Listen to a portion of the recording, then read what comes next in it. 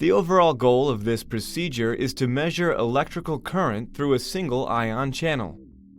This is accomplished by first heterologously expressing the ion channel of interest in cells that are easy to work with and are conducive to the experimental goals. The second step is to use a fire-polished pipette to obtain a stable seal on the cell membrane.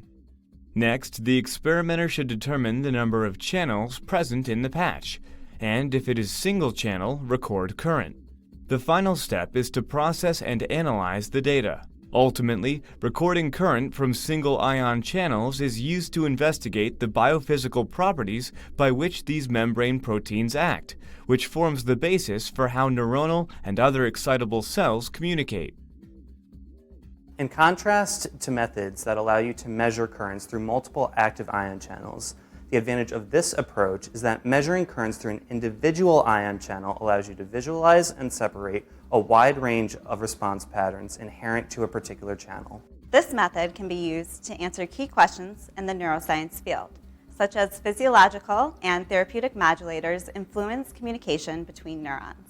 Generally, individuals who are new to this technique will struggle because it's difficult to obtain low-noise recordings that contain only a single ion channel.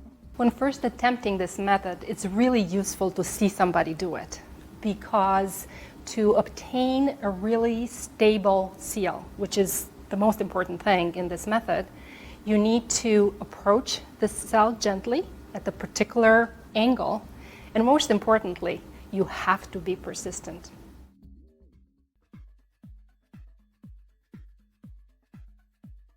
To prepare for transfection, HEK 290